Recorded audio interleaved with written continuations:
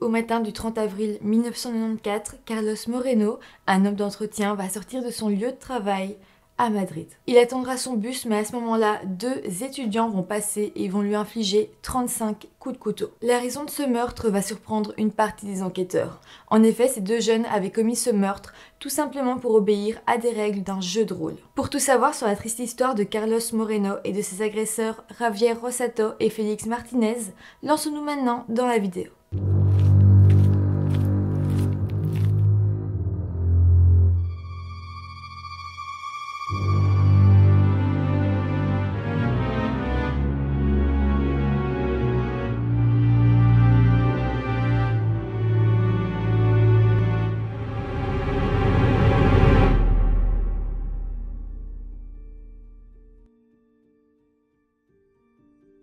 Hello tout le monde, j'espère que vous allez bien, je suis contente de vous retrouver aujourd'hui pour vous parler d'une histoire qui s'est passée en Espagne. Je pense que c'est la première histoire que je traite qui s'est passée en Espagne. Donc voilà, et aussi je vais parler de jeux de rôle, alors surtout si vous êtes adepte de jeux de rôle, etc. Ne vous sentez pas agressé, on va parler surtout des deux meurtriers. Le jeu de rôle est là, mais c'est surtout un prétexte pour avoir tué une personne. Donc vraiment, essayez de vous rappeler que je critique vraiment pas le jeu de rôle ici. Voilà, maintenant que cela est dit, je vous rappelle juste de vous abonner à la chaîne si ce n'est pas encore fait. Vous pouvez aussi aller faire un tour sur mon compte YouTube. Et voilà, maintenant lançons-nous dans la vidéo. Alors nous allons parler ici de deux jeunes adolescents qui s'appellent Javier Rosato et Félix Martinez. Ils se sont rencontrés au début des années 90 et à l'époque ces deux adolescents adoraient les activités physiques, être dehors. C'était pas du tout le genre d'adolescents un peu nerd à s'enfermer dans leur chambre, à jouer, etc. C'était vraiment deux garçons qui aimaient énormément être dehors. D'ailleurs, ensemble, avec d'autres amis de leur école, ils jouaient énormément au foot. Félix était assez doué, mais Javier était un peu moins doué au foot, mais c'était pas si grave parce qu'il avait vraiment un leadership vraiment très très fort et ça on pouvait vraiment pas lui retirer. Ça fait que souvent les gens aimaient bien être dans son équipe malgré tout, même s'il était pas très très fort au foot. D'ailleurs Félix, lui, il va comme flasher amicalement sur Javier. Il adore sa façon de se comporter et Félix va vouloir être son ami et il va lui offrir toute sa confiance. Et c'est à ce moment-là qu'il va vraiment décider de suivre Javier un petit peu partout. Alors je vais quand même un petit peu vous parler de Javier. Donc lui, il habite dans un quartier résidentiel au nord de Madrid. Il est décrit comme vraiment un bon élève à l'école, assez calme, réservé et ses parents le voient vraiment comme le petit garçon idéal qui attire jamais de problème. Sa maman, elle est infirmière et on sait que c'est une femme vraiment très appréciée dans son quartier mais aussi à son travail. Pour ce qui est du père de Javier, lui, Javier a moins parlé de lui, donc on n'a pas énormément d'informations, mais on sait qu'il avait un poste assez haut placé, un poste à responsabilité. Javier a aussi un frère aîné qui est chimiste, qui est aussi un jeune homme sans histoire, très calme, et voilà, qui s'est jamais vraiment attiré de problèmes. Donc Javier a vraiment grandi dans une bonne famille, il a été aimé, il a jamais manqué de rien, il a vraiment, tous ses membres de sa famille sont des gens très appréciés. Voilà, donc on peut dire qu'il a eu une enfance et même une adolescence très très calme. Le truc ici, c'est que Javier, lui, malgré tout ça, il sentait que quelque chose au fond de lui n'allait pas, qu'il y avait quelque chose qui l'animait et c'est pour ça qu'il était un peu réservé. Et c'est vrai que souvent, il s'enfermait dans sa chambre, il passait pas énormément de temps avec sa famille et dans sa chambre, il lisait énormément, il lisait des romans fantastiques et en plus de ça, il aimait beaucoup les livres d'horreur, assez triste. Alors pour ce qui est de Félix Martinez, lui il est un peu plus jeune que Javier et il est plus instable psychologiquement. En fait Félix avait un certain déficit affectif, il avait été adopté et en grandissant il s'en rendait vraiment compte et ça l'affectait beaucoup. Donc je pense que c'est ça vraiment qui faisait que Félix était un petit peu plus instable que Javier. On va se rendre compte que Félix aimait bien avoir des amis plus âgés que lui, ça le rassurait, et d'ailleurs c'est ce qui s'est passé avec Javier qui était un petit peu plus âgé que lui. Quand Javier et Félix se sont rencontrés, comme je le disais tout à l'heure, c'était un réel coup de foudre amical, et à partir de là, ils se sont plus du tout séparés. Un jour, Javier s'est cassé une jambe, et Félix est resté là pour lui, il allait le voir tous les jours, il restait longtemps avec lui, ils essayaient de s'amuser tout en restant immobile vu que Javier ne pouvait pas bouger. Et un jour, pendant cette période où Javier était immobilisé, Félix va avoir la bonne idée de lui acheter un jeu de rôle. Encore une fois, je le rappelle parce que je trouve ça vraiment important, on va parler maintenant du jeu de rôle, faut vraiment pas diaboliser ce genre de jeu. C'est vraiment un prétexte ici, et voilà, quelqu'un qui joue au jeu de rôle n'est pas une personne qui a des pulsions meurtrières, loin de là. Donc je répète pour vraiment qu'on soit tous d'accord avec ça. Donc les deux amis vont commencer à jouer au jeu de rôle, et ce qu'ils vont vraiment aimer, c'est que c'est le genre de jeu où on n'est pas extérieur. On reçoit une carte personnage, et ce personnage, sur la carte, il est marqué ses points positifs, ses forces, ses faiblesses, etc. Et on va commencer à l'incarner, à vraiment vivre comme lui, parler comme son personnage pendant la période du jeu, évidemment. Et c'est ça qu'ils aimaient bien, c'est pouvoir vraiment être en plein dans le jeu. Aussi, il faut savoir que dans un jeu de rôle, il y a toujours le maître du jeu, c'est celui vraiment qui va guider l'histoire, et ce maître du jeu, c'était Javier. D'ailleurs, c'est un rôle qui lui allait assez bien, parce que, comme je le disais, Javier avait vraiment une qualité de meneur. Alors aussi, il faut savoir que dans les jeux de rôle, il y a plusieurs histoires qui existent. Voilà, c'est assez facile de les trouver. Mais Javier, il en a un peu marre et il trouve les histoires qui existent déjà un peu monotones. Et il va se lancer dans son idée de créer sa propre histoire à laquelle on pourra jouer au jeu de rôle. Il va donc créer un jeu de rôle qui va s'appeler Race.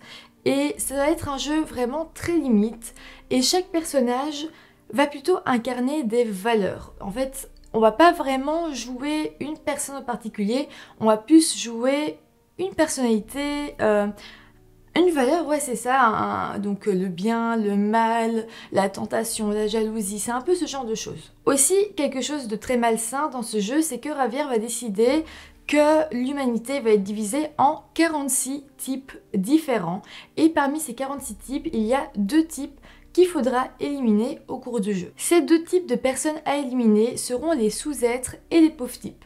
Ce sera pour déterminer qui sont les sous-êtres et les pauvres types, ce sera vraiment des caractéristiques physiques et racistes. Ils vont aussi discriminer certains corps de métiers en disant que voilà, ceux qui ont des métiers un peu moins bien vus sont sans doute des sous-êtres. Ceux qui ont une caractéristique physique par exemple qui sont obèses, ce sont des sous-êtres selon eux. Donc là, Javier et Félix, ils vont jouer à ce jeu dans la chambre de Javier et ils vont vraiment être passionnés par ce jeu au point d'y jouer 10 heures par jour. D'ailleurs, la chambre de Javier va être totalement redécorée à l'image de son jeu de rôle. Il va y mettre plein d'écritures racistes, très limites, très violentes, un petit peu partout dans sa chambre. À un moment donné, ils jouent tellement que ça commence à les lasser que ce jeu soit juste sur plateau. Ils aiment tellement ce qu'ils font qui se disent mais on est tellement limité dans cette chambre et juste sur ce plateau. Et là, ça va vraiment être le début de la dérive. Les deux amis vont donc décider d'étendre les règles dans la vraie vie et c'est le soir du 30 avril 1994 que Javier va écrire les nouvelles règles pour que ce jeu puisse être joué dans le monde extérieur. Ce qui va être écrit, c'est que avant 1h du matin, ils doivent tuer une jeune femme. Après ça, entre 1h et 3h du matin, ils devaient tuer une femme âgée. Et après avoir tué cette femme âgée, ils devaient tuer un homme avec des caractéristiques particulières. Il va être assez âgé lui aussi, de taille normale, plutôt gros et chauve. Donc ce jour-là, les deux amis vont sortir de l'appartement de Javier. Ils vont s'armer de couteaux de cuisine et de gants pour ne pas laisser de traces. Donc le fait qu'ils prennent des gants, c'est déjà un indicateur qu'ils n'étaient pas si éloignés de la réalité. Ils savaient que ce qu'ils faisaient était mal et même passible de prison ou en tout cas, ils pourraient s'attirer des gros ennuis. Donc le fait qu'ils mettent des gants, ça prouve qu'ils savaient à peu près ce qu'ils faisaient. Alors le premier endroit où ils vont aller une fois la nuit tombée, c'est dans le quartier nord de Madrid, à l'endroit où Félix allait à l'école. C'est un endroit très peu éclairé avec plein de petites ruelles et Félix les connaît très bien, donc eux, ils pourraient avoir comme l'avantage, parce qu'ils s'y connaissent très bien, ils connaissent tous les chemins et ils pourraient très facilement poursuivre quelqu'un. Dans un premier temps, ils vont voir une jeune femme. À ce moment-là, ils vont s'armer et ils vont se diriger vers elle. Mais heureusement, la jeune femme va réussir à s'en sortir. Ils vont encore chercher, mais ils trouveront personne qui leur convient. Ils auront aussi vu une femme âgée sortir les poubelles, mais heureusement pour elle, elle avait aussi réussi à s'en sortir. Et puis, vers 5h du matin, ils vont trouver la personne parfaite, selon eux, un homme qui, toujours selon eux, était petit, moche, avec une tête stupide. Cet homme était en train d'attendre son bus et les deux amis, Javier et Félix, vont s'approcher de lui. Ils vont baptiser cet homme Benito parce que c'est comme ça qu'ils avaient appelé l'homme qui devait tuer dans leur jeu. Donc, ils vont s'approcher de leur Benito et dans un premier temps, ils vont se faire passer pour des voleurs. Ils vont demander son portefeuille à Benito et il va refuser, mais par contre, il va leur donner un tout petit peu d'argent, vraiment pas beaucoup, comme pour qu'ils soient contents. En fait, l'homme n'avait pas du tout peur de ces deux jeunes et même s'il avait l'entièreté de son salaire dans son portefeuille, il leur a donné un tout petit peu en se disant comme ça je serai tranquille. Mais là d'un coup ils vont sauter sur l'homme et ils vont tous les deux lui donner plein de coups de couteau. L'homme est assez fort donc dans un premier temps il va vraiment essayer de se défendre. En plus les coups de couteau vont être mis à des endroits qui ne sont pas mortels, donc oui il va souffrir très très fort, mais c'est pas des endroits où il risque de mourir dans un premier temps. Les deux ados s'étaient répartis les tâches et en fait Félix devait poignarder l'homme au niveau du ventre pendant que Javier lui tentait de l'égorger. Finalement, l'homme va décéder au bout de 15 minutes, c'est énorme, et Javier dira même « c'est fou à quel point les idiots mettent du temps à mourir ». Après ça, Javier va vraiment faire une chose horrible qui m'a vraiment glacé le sang. Il va en fait plonger son bras, son avant-bras dans la bouche de l'homme qui est à terre, inconscient, mort sûrement. Et il va plonger sa main tellement loin qu'il dira avoir senti sa colonne vertébrale.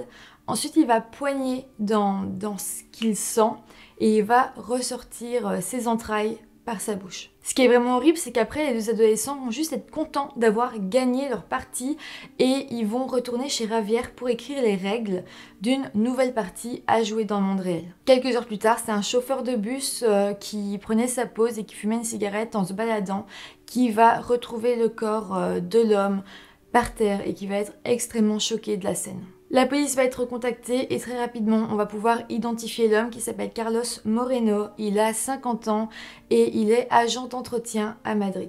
En fait ce jour-là il avait travaillé de nuit, il avait travaillé toute la nuit et il s'apprêtait à prendre le bus pour rejoindre sa maison et aller dormir. D'ailleurs l'homme avait une femme et 2 enfants qui avaient l'âge des adolescents qui l'ont tué. Dans un premier temps, la police va faire appel à un criminologue qui va analyser le corps de la victime et qui va directement se rendre compte que l'homme a été victime de 2 tueurs. Les policiers vont aussi très vite mettre de côté la théorie du vol qui a mal tourné, vu que Carlos Moreno avait encore l'entièreté de sa paye dans son portefeuille. Le criminologue va aussi expliquer que vu les blessures infligées à Carlos Moreno, on voyait clairement que les tueurs avaient voulu le faire souffrir et il va même pouvoir dire que les tueurs souffraient sans aucun doute de psychopathie. La scène de crime va aussi être analysée, on va y retrouver des morceaux de gants en latex et une montre.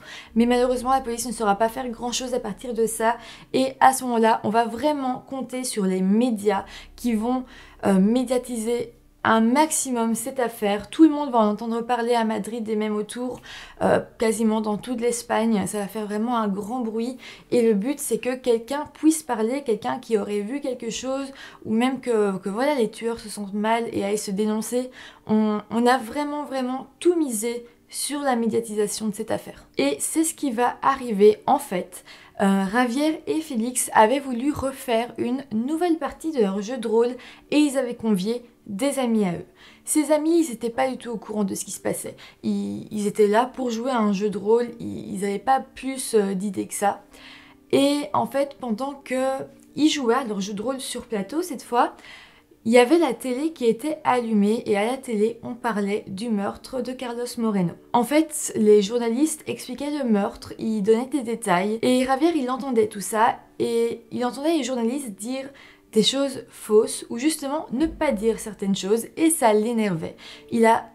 Il bouillonnait tellement qu'il n'a pas réussi à se retenir et il corrigeait le journaliste et ajoutait des détails sur la scène de crime qui n'avaient pas été divulgués au public. Je pense que les amis qui étaient là n'ont pas vraiment fait le lien. C'est difficile de se dire « Ah tiens, mon ami a sans doute tué quelqu'un ». Il le prenait juste un petit peu pour quelqu'un d'un peu fou, d'un peu d'un peu bête, qui jouait à un jeu entre lui et lui. Mais un des amis va trouver la situation très étrange et directement il va se dire que sans aucun doute il est face au tueur de Carlos Moreno. Il va donc aller voir un prêtre à qui il se confessait régulièrement et il va dire qu'il pense réellement que Javier et Félix sont les assassins de Carlos Moreno. Le prêtre directement va s'alerter et il va casser le secret confessionnal et aller voir la police. C'est donc le 4 juin 1994 que les officiers de police vont débarquer chez Javier. Ils vont déjà voir la décoration de la chambre qui faisait très peur. Et aussi, ils vont directement remarquer les armes de crime. Les policiers ont eu beaucoup de chance parce qu'ils ont coincé Javier et Félix ce soir-là alors qu'ils s'apprêtaient à sortir pour aller faire une nouvelle partie de jeu de rôle dans le monde réel. Mais donc là, la police va fouiller la chambre de Javier et c'est là qu'ils vont réellement comprendre que le mobile du crime, le prétexte du crime, c'était le jeu de rôle. Et ça va vraiment les choquer. Quand la famille de Carlos va apprendre le mobile du crime, ils vont être aussi très choqués et ils vont même dire à un journaliste dans une interview, si pour eux c'était un jeu de le tuer, ce serait un jeu pour nous de se venger. Les policiers vont aussi tomber sur le journal intime de Javier où il détaille absolument tout le meurtre. Donc là, on a vraiment des aveux écrits et en plus de ça, Javier dans son journal dira qu'il n'a strictement rien ressenti, pas de dégoût, pas de culpabilité, juste du contentement. Le 10 juin 1994, donc quelques jours après que la vérité ait éclaté, le fils de Carlos Moreno va ouvrir une conférence de presse. Le truc c'est que cette conférence de presse, je pense que ça a fait du bien au fils de Carlos évidemment, mais ça a vraiment aidé à créer une peur du jeu de rôle un peu partout en Espagne. Il va vraiment diaboliser le jeu de rôle, il va lire des extraits du journal intime de Javier qui va être médiatisé un peu partout, à la télé, à la radio, dans les journaux. Et tous les parents d'enfants en Espagne vont commencer à avoir très très peur de voir leurs enfants jouer à des jeux de rôle. En fait, dans les journaux, on va commencer à voir des choses totalement infondées sur les jeux de rôle, comme quoi c'est mauvais pour la santé, que ça rend bête.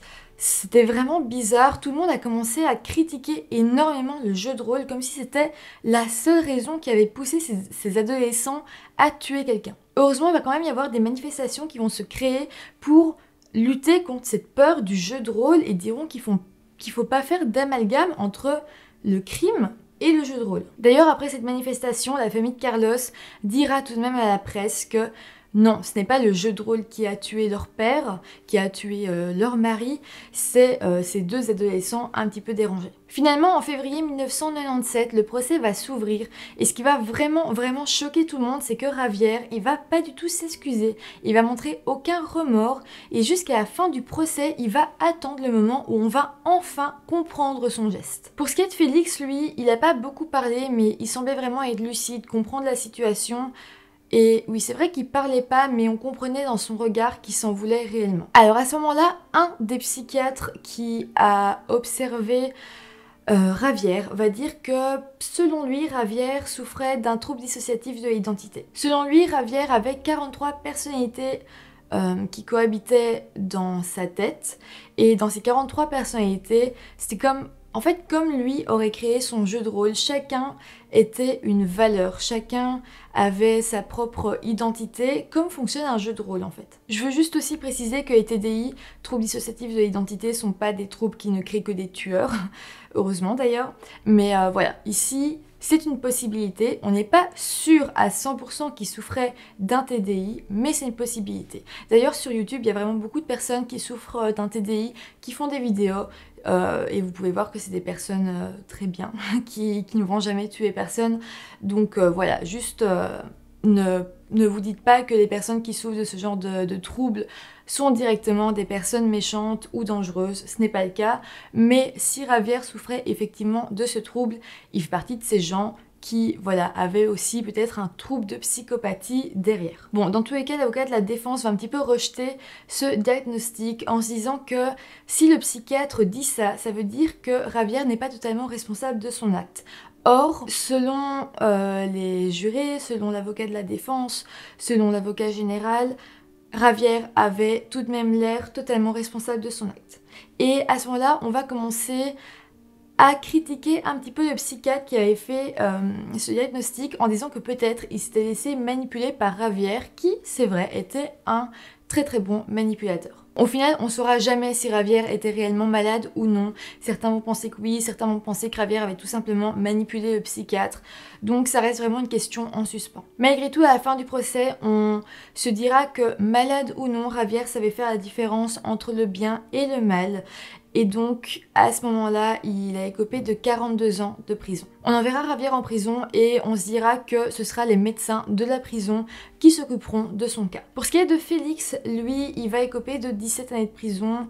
On va se dire qu'il a beaucoup plus suivi Javier et que lui, en plus, avait vraiment de la peine, qui se sentait très mal par rapport à son geste.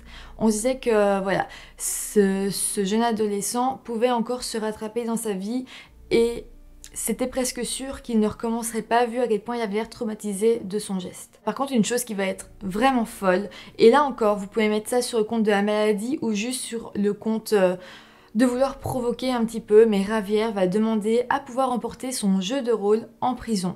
Bien entendu, ça lui sera refusé. En prison, Javier va suivre des études, il va passer plusieurs diplômes différents, il va aider des détenus à leur apprendre à lire, à écrire, etc.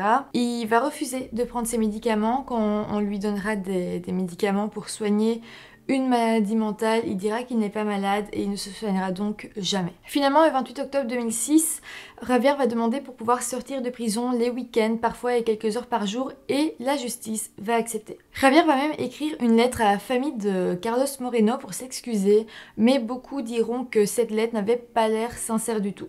Ça, je ne sais pas, peut-être qu'elle était, peut-être qu'elle ne l'était effectivement pas. Personne n'a jamais réussi à dire si c'était l'un ou l'autre. Pour ce qui est de Félix, lui, il a terminé sa peine, il a été relâché, maintenant il vit à Berlin sous une nouvelle identité. Il y a un film sur cette histoire qui est sorti en Espagne qui s'appelle Rugar a Matar. Je sais pas si je le dis bien, à mon avis je le dis mal, mais voilà.